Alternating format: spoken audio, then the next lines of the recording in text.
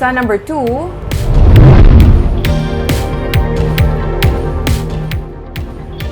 City Veterinarian sang Bago City ang nagpaathag nga wala sang kamatuoran nga may pagpamatay sang baboy sa syudad. Samtang mga LGU ang nagpatuma naman sang tagsa nila katikang agud mapangapina ng ilang nga lugar kasunod sang pagpositibo sa duha ka baboy sa ASF sa Bacolod City. May report si Romeo Subaldo.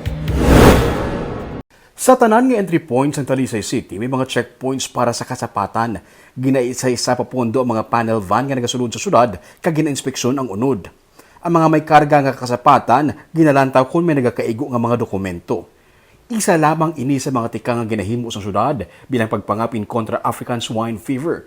Ini kasunod sa pagpositibo sa ASF sa mga baboy sa Bacolod City. Sa boundary sa Bacolod kag Silay, may mga checkpoints ang syudad. Ang Moises Padilla naman nga nakasandig sa kasapatan ang palangabuhian sa mga pumuruyo, ang nagdeklara ng total ban sa baboy kag pork meat products gikan sa guwa sang banwa. Si Mayor Ella Garcia Yulo nagpagwa sa memorandum order nga nagaban sa pagsulod sang baboy gikan sa bisan diin nga lugar sa guwa sang Moises Padilla.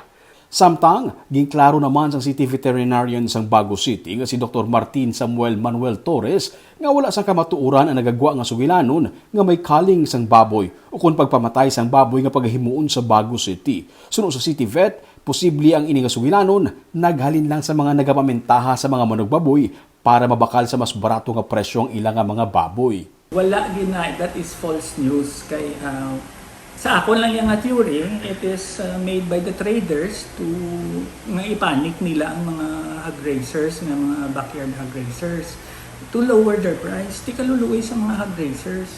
Damo na din nagkanto to verify kung mamatay kami sa baboy. So, hindi na siya false news, gina siya. Ginaligar nga sa Bago City naghalin ang baboy nga nagpositibo sa ASF sa Barangay Takuling sa Bacolod City. Pero sunod sa City Vet, duha man kasaymana ang ginlawig sang tiner sa mga edik sa Bacolod kag base sa ilang records, wala man sa mga baktin nga nakagwa gikan sa farm nga ginasiling ginhalinan sa mga baboy.